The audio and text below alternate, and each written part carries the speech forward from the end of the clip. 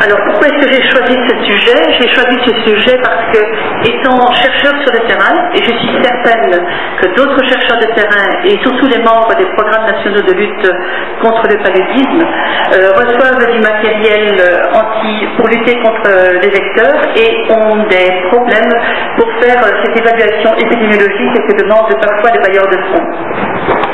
Alors, mon exposé va se diviser en deux parties. Tout d'abord, la méthodologie. Alors, cette méthodologie est une synthèse de l'atelier que nous avons tenu à Bobo-Dioulasso il y a en fin décembre 2003 sur l'évaluation épidémiologique de la lutte antivectorielle et qui réunissait les programmes nationaux d'une dizaine de pays d'Afrique occidentale.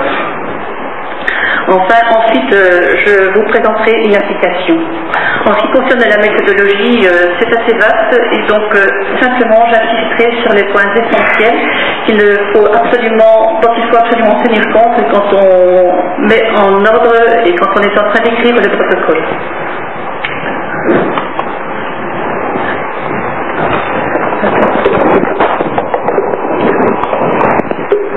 Tout d'abord, un bref rappel de la lutte antivectorielle.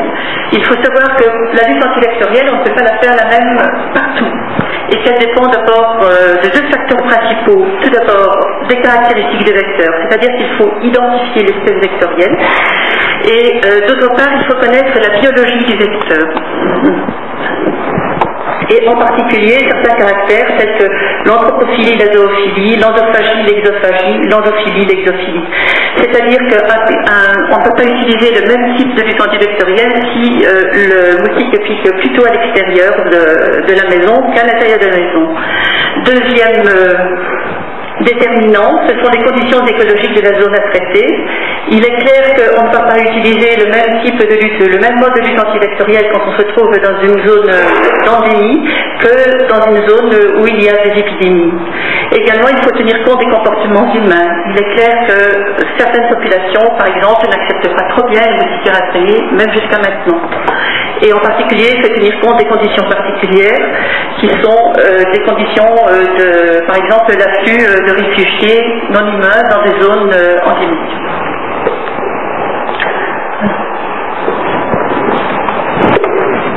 Voici les options de la lab. Donc vous avez deux possibilités, soit travailler sur les stades pré-imaginaux du vecteur, c'est-à-dire les œufs, tous les larves et les pupes, ou lutter contre l'adulte.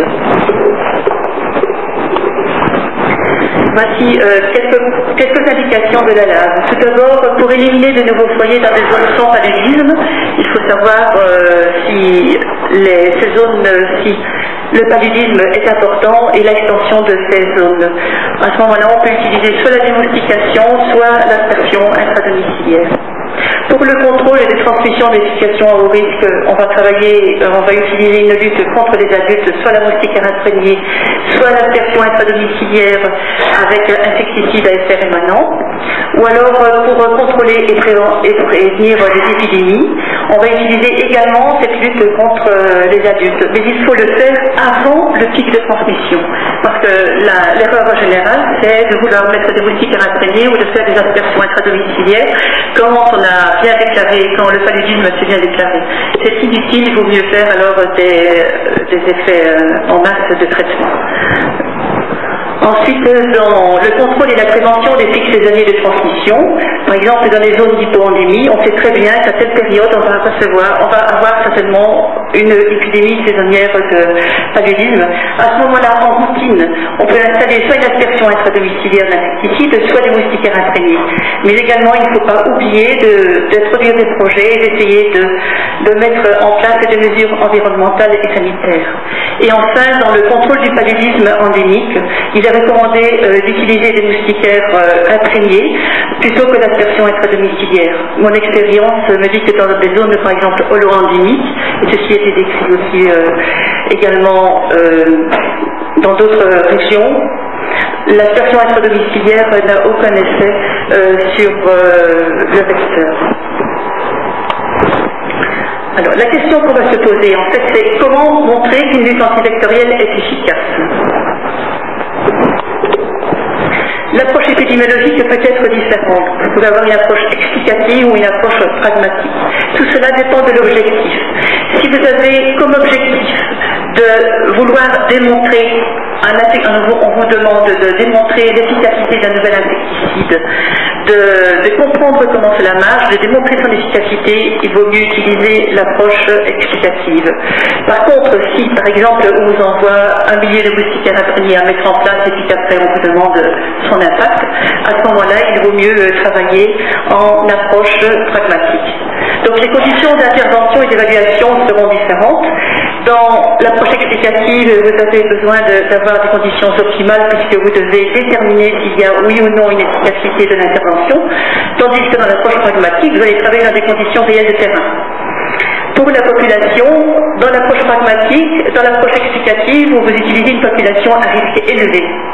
Tandis que dans l'approche pragmatique, il suffit simplement d'utiliser une population représentative de la population cible. Les critères d'évaluation également varient en fonction de l'approche. Ils doivent être précis, sensibles et spécifiques. L'approche explicative, qui est une approche rigoureuse, tandis que dans une approche pragmatique, vous allez utiliser des critères utilisables, par exemple, qui sont utilisés dans les centres de santé. Ensuite, l'intervention pour l'approche explicative doit être faite en aveugle et les deux groupes doivent être comparables. Tandis que dans l'approche pragmatique, il peut vous arriver, par exemple, de vouloir comparer une zone qui est protégée par des moustiquaires à une zone où vous allez faire une intervention environnementale, par exemple sur l'irrigation dans des zones rizicoles. Ensuite, les limites évidemment sont différentes. Il vous faut une représentativité, une extrapolabilité de l'étude pour l'approche explicative, tandis que, évidemment, dans l'approche pragmatique, vous aurez des conditions très hétérogènes. Alors, le temps d'intervention. J'insiste très fortement parce que les entomologistes ont tendance à dire oui, on a travaillé sur tel endroit et on va faire une étude avant-après. Ceci est totalement exclu pour l'approche explicative, peut-être à la limite pour l'approche pragmatique. Il vous faut absolument deux groupes, et deux groupes dans lesquels vous allez faire un tirage au sort, pour être certain que vous avez le même risque dans le groupe avec intervention que sans intervention. Aussi bien, et ça je vous le recommande aussi bien sur l'approche pragmatique que explicative. La durée et la périodicité de l'expérience il faut qu'elle soit identique dans les deux groupes et il faut intervenir pendant la période optimale, c'est-à-dire pendant la période de transmission, en tout cas pour l'approche explicative. Dans l'approche pragmatique, vous pouvez travailler plus longtemps, mais il ne faut pas trop s'éloigner des conditions de routine. Et attention, mais évidemment, il ne faut pas qu'une évaluation dure 5 ans dans un impact parce que vous aurez intervention d'une minute. Le choix des variables. En général, on pense qu'il ne faut que des variables, pour évaluer les critères de jugement, c'est-à-dire des indicateurs de résultats. En fait, il en est bien autrement. Il faut absolument avoir donc des indicateurs pour vérifier le taux de risque entre les groupes intervention et le groupe témoin. Il vous faut vérifier l'application du protocole. Il faut vérifier la comparabilité entre des flux. Et enfin, il faut choisir des critères de jugement. Alors, les indicateurs au niveau de risque. Vous aurez des informations cartographiques, démographiques, sociales. Évidemment, des indicateurs entomologiques qui sont essentiels. Il faut avoir des indicateurs sur le niveau du paludisme dans les populations, sur la réponse du parasite au traitement et éventuellement sur d'autres facteurs. En ce qui concerne les indicateurs d'application de l'intervention, ici cela dépend, c'est vous qui créez les indicateurs. Par exemple, vous pouvez utiliser le pourcentage de couverture de l'intervention, par exemple ici dans ce camp de réfugiés, ou encore le pourcentage d'enfants qui vont dormir sous tentes qui sont ici des tentes imprégnées d'insecticides. Autre indicateur, ce sont des indicateurs de maintien de probabilité. Il faut avoir à l'œil s'il n'y a pas des interventions intercurrentes, notamment lorsqu'on travaille dans une approche pragmatique. Il faut évidemment vérifier si le recours aux soins et si l'utilisation des antipaludiques est toujours pareil, si on ne change pas d'antipaludique, parce que ça peut être source de facteurs de confusion. Enfin, il reste des indicateurs de résultats qui sont des critères de jugement. Alors, il y a des procédures validées et standardisées classiques que je vais présenter ici. Il y aura matière à discussion, je pense, après la présentation, pour éventuellement mettre en exergue ou proposer peut-être d'autres indicateurs.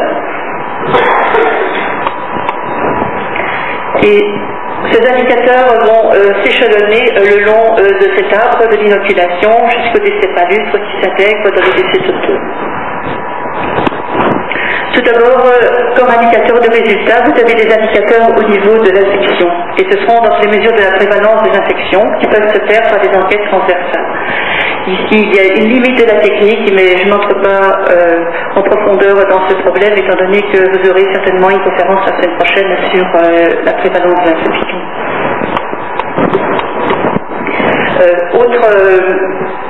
Autre critère, vous avez, indicateur, vous avez l'incidence de parasitémie patente. Alors, de quoi s'agit-il? Il s'agit de mesurer les taux de conversion de la parasitémie, soit chez les nourrissons, ou soit chez des sujets après une cure radicale.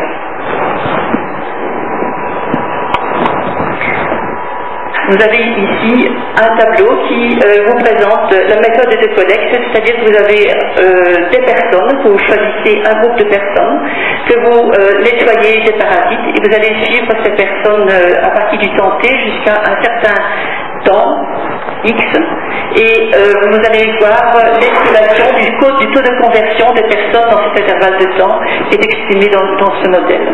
Ce modèle peut être beaucoup plus difficile parce que vous pouvez faire des observations à différents temps T. À ce moment-là, vous allez avoir des personnes qui sont négatives, qui sont positives, qui seront négatives, etc.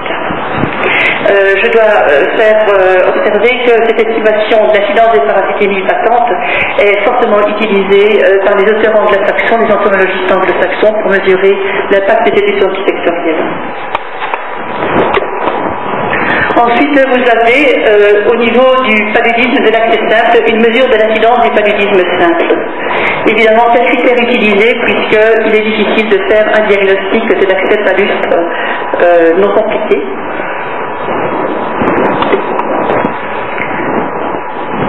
Alors, quelle définition utiliser? Vous pouvez utiliser plusieurs définitions, enfin certaines définitions. Il faut que vous choisissiez une définition. La première, c'est par exemple la plus simple.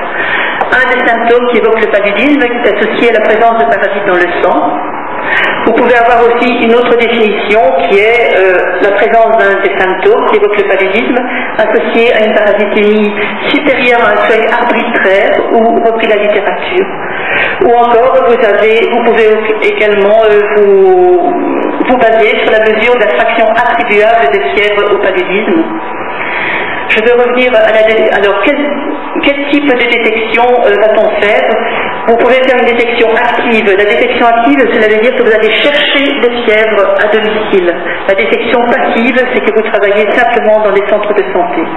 Donc lorsque l'on veut vraiment avoir des résultats, des bons résultats, il vaut mieux utiliser la détection active dans le cadre, par exemple, de l'approche explicative, tandis que la détection passive peut se faire aisément dans le cadre d'une approche pragmatique.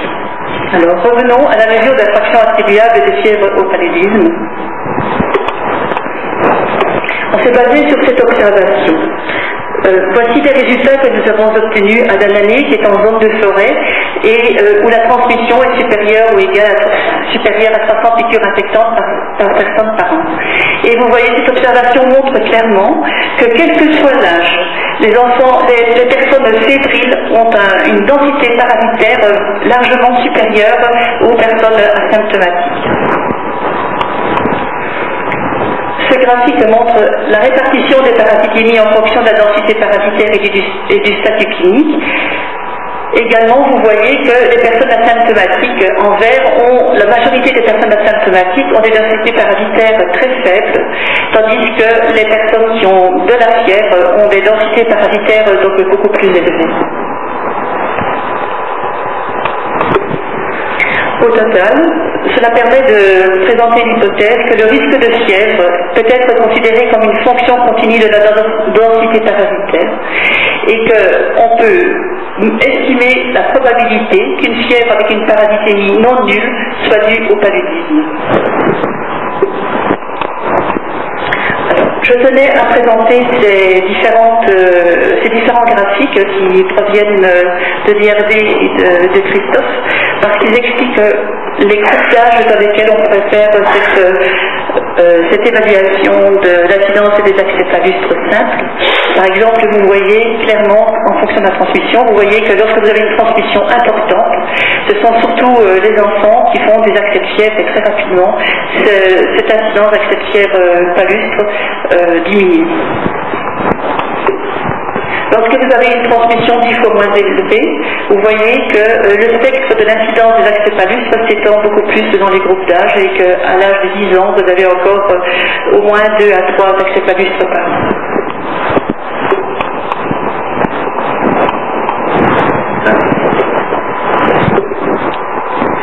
Enfin, lorsque vous avez une transmission très faible, de moins d'une piqûre infectante par personne par an, vous voyez que l'incidence annuelle des accès palustres est très faible, moins d'un maximum un accès palustre, et qu'elle est vraiment constante jusqu'à l'âge de 10-15 ans. Et donc, il est important donc, de connaître très bien la transmission pour pouvoir suivre, pour pouvoir déterminer les groupes à risque sur lesquels vous allez travailler. Ensuite, vous pouvez utiliser une autre mesure qui est une mesure de l'anémie par l'intermédiaire de la prévalence de l'hématocrite. Vous avez vu hier avec François que l'anémie, on le retrouve surtout chez les enfants, donc il est important de déterminer le groupe d'âge concerné. Moi je vous conseille dans des zones endémiques de prendre des enfants de 0 à 2 ans et de faire ce test une seule fois en fin de saison des pluies lorsque les enfants ont acquis un certain nombre d'accès palustres et ont il y a eu un impact sur le niveau de l'hématocrite. Ensuite, vous avez les mesures de l'incidence du paludisme grave. Je ne vous donne pas les critères puisque l'OMS a bien défini ces critères de l'incidence des différents accès de paludisme grave. En général, ils sont enregistrés dans les structures sanitaires et donc ce sera surtout utilisé dans une approche pragmatique, l'évaluation de l'intervention dans une approche pragmatique. Alors rapidement, je vais vous donner... Donc je vous donne les principales complications palustres qui sont l'anémie, le neuropaludisme et la détresse respiratoire. Alors voici un graphique qui a été élaboré à Kilifi au Kenya en zone de l'Oandini et vous voyez très bien que les différents syndromes, que les différentes complications palustres varient en fonction de l'âge. Ainsi dans l'anémie grave, c'est surtout les enfants de moins de 1 an, tandis que le neuropalu, vous le retrouverez surtout avec un maximum à l'âge de 4 ans. Et en intermédiaire, vous aurez des associations neuropalu, détresse respiratoire. Enfin, vous avez comme autre critère de jugement la mesure de la mortalité. Alors, mesure de la mortalité, ce n'est pas si évident, parce qu'en général, on ne sait pas très bien en communauté de quoi les gens sont morts. Si vous déterminez, si vous voulez faire une évaluation de décès par paludisme, il vous faut absolument un critère parasitoclinique que vous n'aurez en général qu'à l'hôpital. Alors, comment attribuer un décès à une cause? Soit c'est enregistré dans les structures sanitaires, ou alors vous travaillez en autopsie verbale, mais à ce moment-là, vous avez une sensibilité, une spécificité qui est peu élevée, puisque cela varie selon la population, l'examinateur, etc., la présentation clinique. Et donc, cette mesure de la mortalité, c'est un critère de jugement qui peut être utilisé préférentiellement dans une approche pragmatique. Alors, le choix de la population d'études, je vous l'ai dit, il faut prendre une population à risque. Savoir que la population est stable et attention de ne pas travailler dans des populations où vous avez une très grande migration. Il faut que cette population soit accessible et qu'il y ait une bonne observance de l'intervention. Et pour cela, j'insiste, il faut une très bonne communication avec les gens avec lesquels vous travaillez. Et évidemment, j'évoque les considérations éthiques. Il faut que les bénéfices soient équitables et qu'un groupe de villages ou de communautés qui n'a pas reçu l'intervention reçoive cette intervention à l'issue de l'étude. Deuxièmement, il faut un consentement éclairé requis, une confidentialité des résultats et surtout pas des coercitions. Ensuite, l'effectif nécessaire. Effectivement, en général, c'est ce que pratiquement tout le monde se pose comme problème. Quel est l'effectif nécessaire? Il ne faut pas qu'il soit trop grand. S'il est trop grand, c'est difficile de surveiller convenablement l'étude et d'avoir des résultats précis. S'il est trop petit, on n'arrivera pas à mettre en évidence un risque. Donc l'effectif nécessaire est basé sur le nombre de communautés et le nombre d'individus par communauté. Et j'insiste aussi qu'il faut calculer l'effectif pour un seul indicateur principal. Même si vous allez utiliser plusieurs critères de jugement, choisissez un seul critère de jugement principal sur lequel vous allez calculer l'effectif nécessaire. Alors, les recommandations. Il faut d'abord travailler, si possible, avec au moins 4 communautés par groupe pour faciliter l'analyse et pouvoir conclure significativement. Ça vous évitera d'utiliser des tests non paramétriques. Il faut faire attention aux pertes. Il y a toujours des pertes, il faut compter environ 20% de personnes en plus. Et il y a une possibilité de réduire le nombre de communautés en faisant une analyse appariée. Ensuite, l'attribution de l'intervention. Je vous ai dit que tout devait se faire par tirage au sort et l'attribution de l'intervention doit se faire par tirage au sort. Autre chose, il faut éviter les effets de contamination. Par exemple, vous pouvez avoir un effet de masse. Ainsi, par exemple, vous avez ici le rond noir correspond par exemple à une communauté témoin. Et tout autour, vous avez des communautés avec intervention. Il est clair qu'il y aura un effet de masse de la partie de la communauté d'intervention sur cette communauté contrôle. Vous pouvez également avoir un détournement de l'effet attendu. Et donc, ceci est totalement à proscrire, où vous avez des communautés qui sont traitées avec des communautés non traitées relativement proches. La même chose, ceci est également à proscrire puisque vous avez toute une série de communautés qui sont très proches des communautés avec intervention, très proches des communautés sans intervention. Donc il vous faut absolument une distance qui correspond quand même à plusieurs kilomètres, au moins 5 kilomètres. Donc il y a une distance de parcours de la notion. Alors ceci, par exemple, est à conseiller dans le choix des communautés que vous devez utiliser dans l'évaluation de l'intervention. Ensuite, l'échantillonnage. Si vous avez une base de sondage, vous allez tirer au sort vos personnes sur lesquelles votre cohorte. Si vous n'avez pas de sondage, il faut utiliser un cheminement aléatoire. Ensuite, pour la collecte des données, il est important d'identifier les zones où l'attention est requise. Il faut être capable d'anticiper un échec et d'en connaître les raisons. Par exemple, nous avons eu le cas en Adanane où nous avons dû faire une évaluation sur les permanents, qui sont des moustiquaires imprégnés à longue durée d'action. Et au milieu de l'intervention, on s'est rendu compte qu'on avait vraiment peu d'impact, en tout cas sur l'incidence clinique. Et en discutant, donc il faut une très bonne entente entre les différentes équipes, en discutant avec les entomologistes, puisqu'on n'arrivait vraiment pas à comprendre ce qui se passait, nous avons pu observer, les entomologistes nous ont dit que les femmes avaient gardé les enfants à côté d'elles jusqu'à 11h du soir, et donc que ces enfants étaient piqués et que le moustique était exophile. Il faut être sûr également que chaque collecte a été faite à un niveau acceptable. Alors pour la saisie, attention aux formulaires. Il faut les préparer, ne pas prendre n'importe quoi comme formulaire. Il faut les prétester sur le terrain et puis les conserver avec un système facile. Ensuite, il faut faire une double saisie si possible et faire le contrôle périodique du programme. Alors dans l'analyse des données, je ne vous donnerai que des règles fondamentales. Il faut connaître le devenir de tous les sujets enrôlés dans l'étude. Il faut analyser la comparaison des groupes tirés au sort et donner des résultats.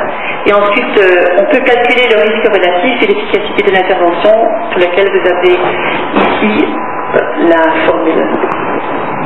Ceci étant, nous allons passer à une application concrète d'une situation.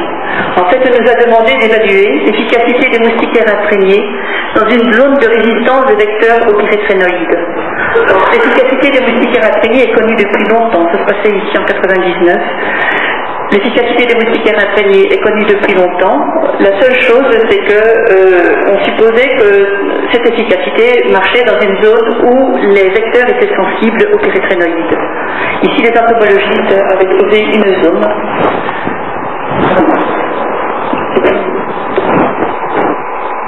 Ah oui, avait trouvé une zone où les moustiques sont très résistants aux pyrétrénoïdes et que cette résistance est liée au gène KDR.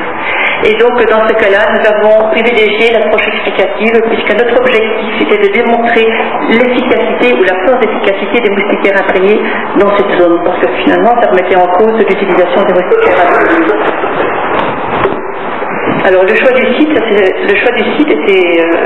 c'était Korogo, la région de Korogo dans le nord de la Côte d'Ivoire, où nous disposions de données de base pour 24 villages, et ces données de base avaient été obtenues dans une étude antérieure. Les villages ont été choisis en fonction de données basées sur l'entomologie, avec les mêmes espèces bactérielles et un taux entomologique d'inoculation. Alors l'effectif, nous avons choisi comme critère de jugement principal de mesurer l'incidence palustre. Donc le problème c'était de comparer l'incidence dans deux groupes.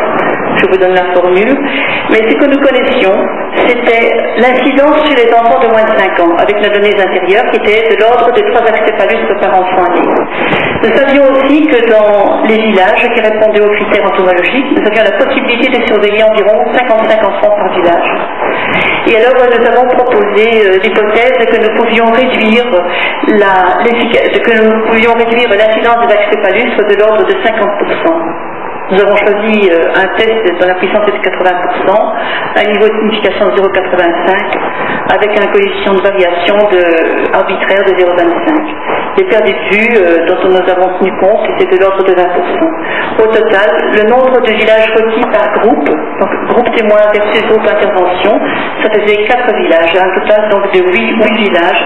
Et dans chaque village, il nous fallait surveiller 54 enfants pendant 56 jours, qui étaient répartis sur 8 passages de ce cours. Je vous expliquerai ultérieurement comment nous avons pratiqué.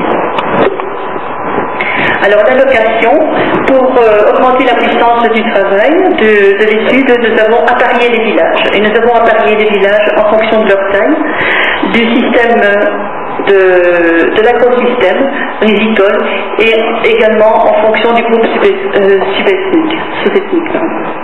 Ensuite, nous avons fait une allocation aléatoire d'intervention, c'est-à-dire que dans chaque père de village, nous avons tiré au sort le village qui allait recevoir l'intervention, en sachant qu'après 1 an, l'autre village allait recevoir des moustiquaires imprégnés. Ces moustiquaires imprégnés, donc les entomologistes sont passés dans chaque village, ont répertorié chaque lit, chaque endroit, et nous avions une couverture de pratiquement 100% pour commencer. Ensuite, nous avons fait un échantillonnage aléatoire des enfants basé sur les familles, comme nous l'avions fait 2 ans auparavant, en incorporant des enfants qui étaient nés entre-temps.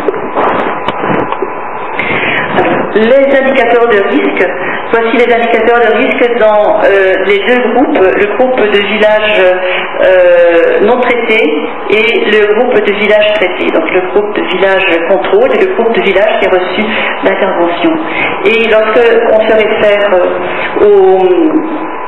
aux critères de jugement principal, nous voyons que nous n'avons pas de différence significative entre les deux groupes de villages. Donc, c'est-à-dire que les risques sont répartis de manière égale entre les deux groupes de villages. Nous avons également donc comparé la prévalence asymptomatique et également les densités parasitaires, et de même, nous n'avions aucune différence significative. Donc, en clair, les risques étaient bien répartis dans les deux groupes de villages. Alors, les indicateurs d'application d'intervention, nous avons choisi de prendre le pourcentage de couverture en moustiquaires imprégnés, qui était vérifié régulièrement de l'ordre de 80%. Ceci était le travail des entomologistes, qui vérifiaient régulièrement à chaque passage si les moustiquaires étaient bien en place, et pour cela les moustiquaires avaient été numérotés. Ensuite, il faut savoir qu'après 6 mois, comme c'était des moustiquaires classiques, imprégnés classiquement, elles ont été réimprégnées dans le village par notre équipe d'entomologistes.